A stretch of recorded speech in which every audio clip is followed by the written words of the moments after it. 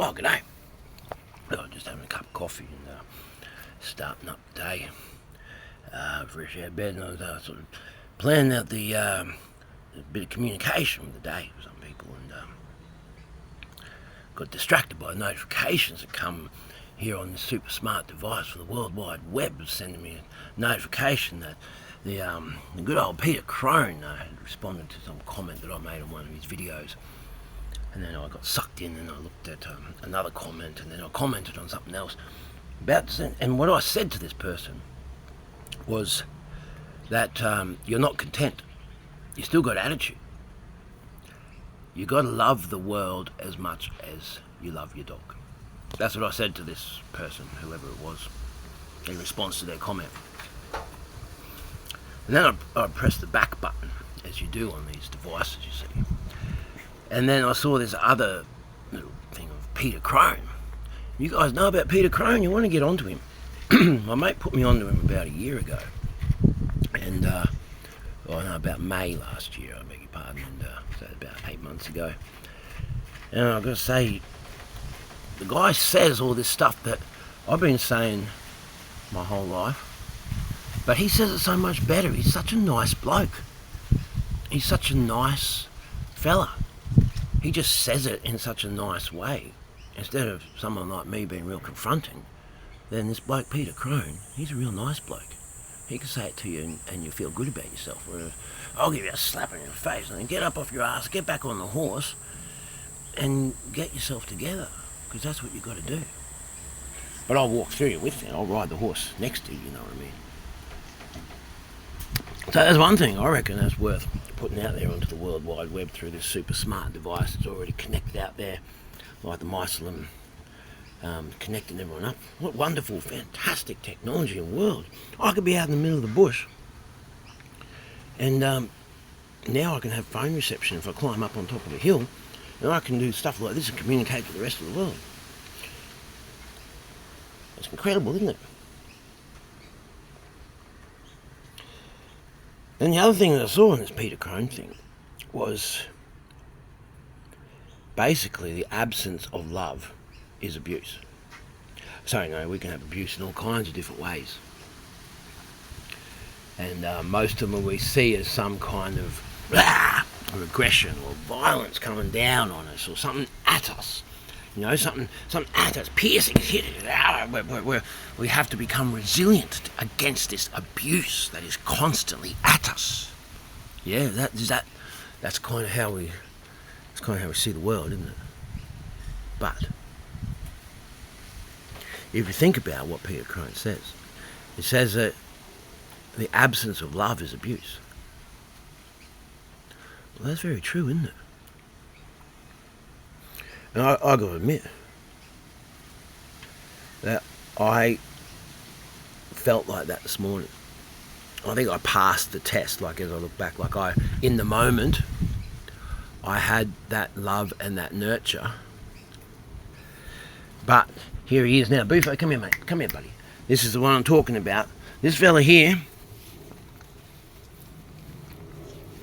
I was real strict with him, harsh. I started the day really harsh with him, because I'm just not having anything. Excuse me, plane coming over. Just excuse me a second.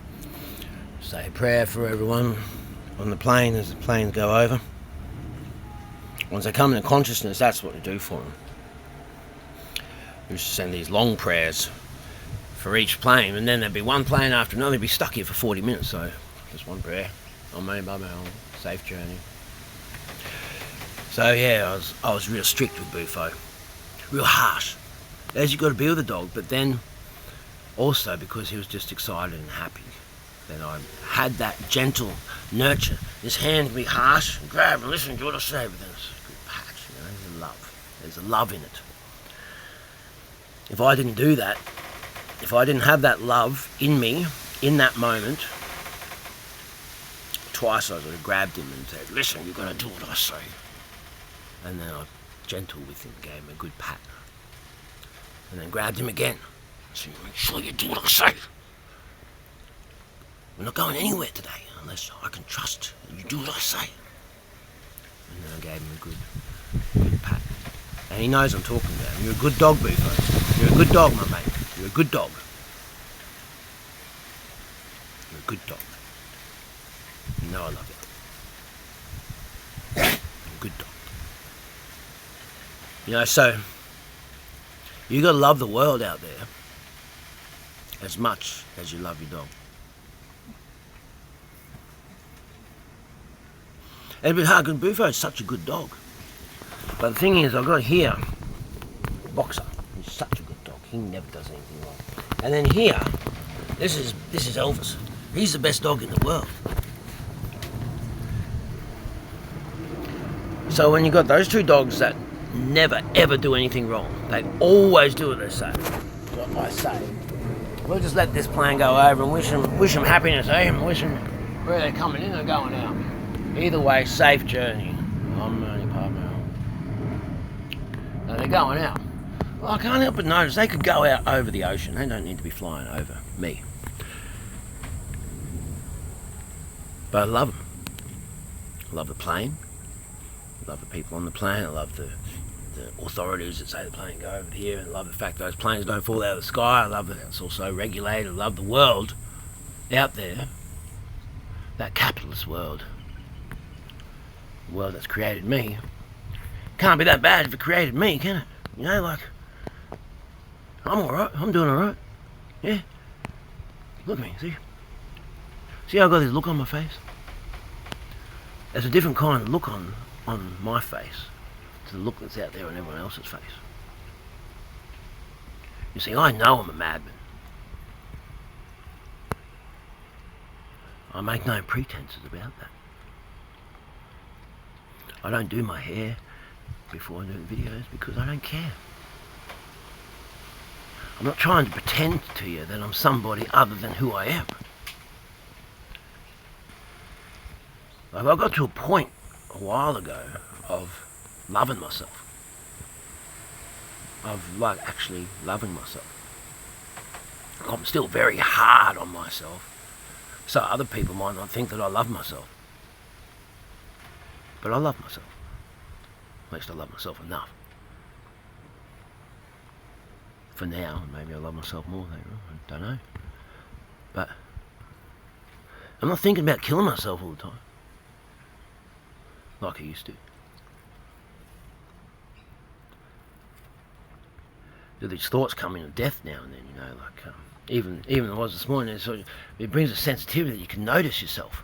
And you go, oh, well, where's that come from? All right, okay, so that shows me where I've been to where I got me to where I am now. Oh, so I know what I know about the world, and I know what I know about myself, and I know what I know about life, and I know that I know enough to be able to just let go of all that I know and just love. Choose love. That's all there is. That's what your life force energy is. That's what makes your heart beat from one beat to the next. That's what makes your eyes blink without thinking about it. That's what makes your eyes contract and dilate to light. That's what makes your ears become more sensitive and you start using your neck and your shoulders to try and hear, as though you've got eardrums in your neck and shoulder muscles. That's love. Attention is love. If you're giving your attention to something, that's because you love it. So if you're hating it, you're loving to hate it. That's how it's going. In real time, that's like a chain turning around, two sprockets. You're loving to hate, you're hating to love, you're loving to hate, you're loving to hate, you're loving to hate, you're hating to love, you're loving to hate. Either way, it's love. You're either loving to loving, or you're loving to hate, or you're loving whatever, but you're still loving. You put your attention there, it's love. Your heart's still beating, it's love. You're still breathing, it's love. Your eyes are blinking, it's love. You're feeling any sensation anywhere in your body, it's love. And if you turn into some kind of discomfort, well, you're loving to do that. That's the reason why you're doing it, isn't it? You know, that's love. You love your life so much that you keep living it. You love your creative power so much that you keep doing the things that you do that create your life to be what it is. If you're creating disharmony and illness in your life, disease and pathology, you're loving yourself enough, you're loving life, you're loving your God-given creative will and creative power, free will, to create that disease in your body and in your life and to continue it. We all got to die of something, and we love to die because we love to live. We're breathing out all the time. Every single exhalation is just practicing for that moment when we exhale for the last time. Excuse me a minute. You've got to love those planes. Now, I love my dogs. I've been through a lot in life that led me to doing what I do with dogs. I have these dogs that I use for therapy with other people. These dogs specifically bred for soldiers. Now, that's kind of the ultimate form of love and the ultimate form of service to your country and to your people. To go and fight war. And these days we're very civilized, so we do it the right way and we do it for the right reasons, don't we? That's why we do what we do.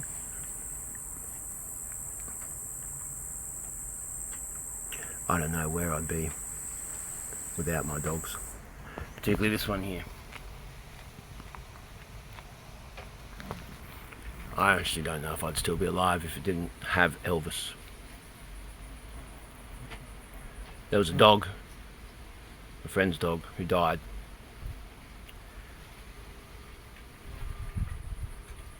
On September 11, 2020. If I didn't get Elvis on September 13, 2020, I honestly don't know if I'd still be here.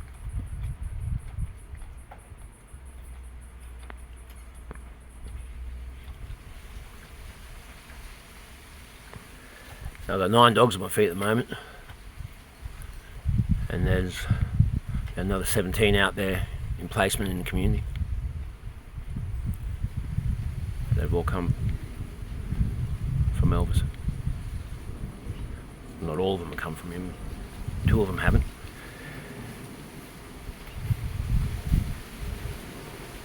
And we're saving the world. Because I love the world as much as I love my dog Elvis. And I love all my other dogs. And I love the world as much as I love my dogs. And I love that plane up there. And I love the noise it's making. I love the sunlight in the trees. I love the green in the trees shining back from the sunlight, that healthiness.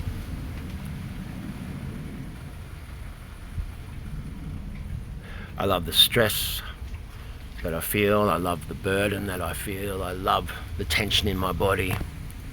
I love the aching in my body. I love it all. That's the reason why it's there. Otherwise it wouldn't be there.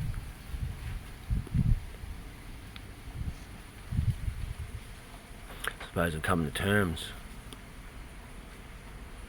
Much better ways these days.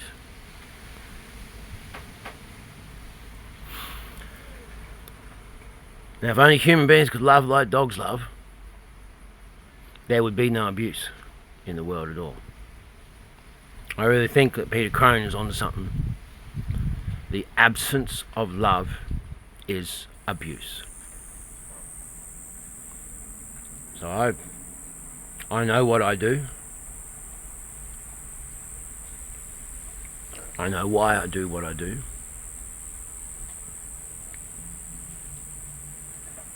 And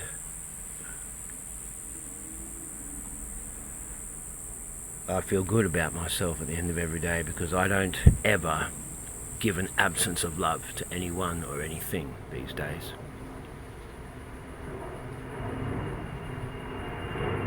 See, if I was saying a long prayer for these planes, so I go like Buddham Saranam Gacchami Dharam Saranam Gacchami Sangham Saranam Gacchami Puna Saranam Gacchami Even just doing that for each plane that goes over can get me stuck here for a good half an hour, because there'll be another plane going over again and again. You just finish prayer, and then there's other ones that you can do that are slightly longer, and that's a little complete prayer package you send over to them. That's good. There's 300 people on that plane, off they go.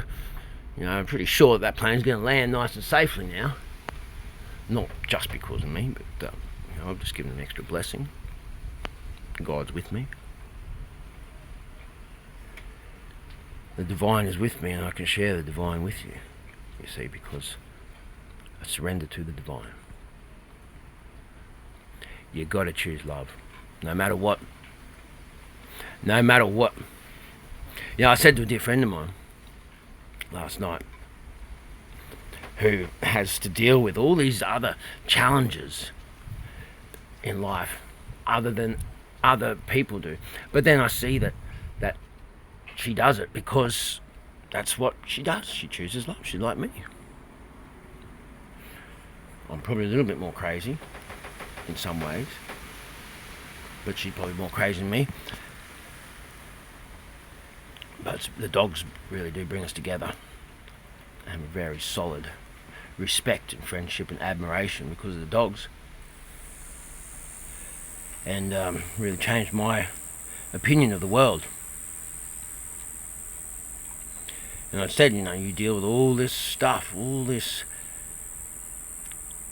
stuff that is there in the periphery of life that other people sort of tend not to because they don't care. But when you give compassion and you give love, then give people second chances and stuff, like that, or you just put up with stuff that other people wouldn't put up with. And why do you do it? It's like, well, they'll find their feet, and then when they find their feet, they'll go, and then they'll be grateful and they'll understand. And it's that thing Peter Crone's saying, absence of love is abuse. The absence of love is abuse. I've always known that since I was a child. It's making me well up now. So, you've got to be tough if you want to be someone like me, because I'm starting to well up just at the fact of realising I've always known, ever since I was a child, the absence of love is abuse. So now I love myself a little bit more for all the stupid things I've done that have made my life so much more difficult. Well, it's because I did that all out of love, so that there wasn't an absence of love for somebody else or something else. That's what makes my soul recharge and get energy straight away. I could be exhausted and then bang, recharged, just like that. Love.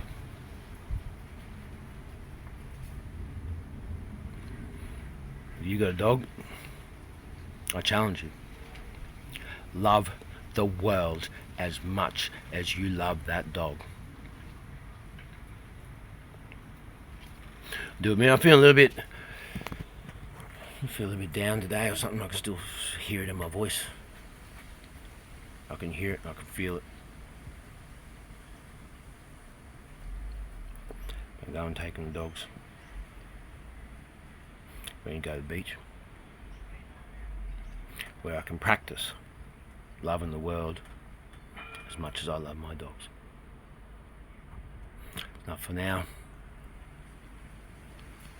Make your life a life worth celebrating by loving the world as much as you love your dogs. And then once you get that, love the world as much as the dog loves you.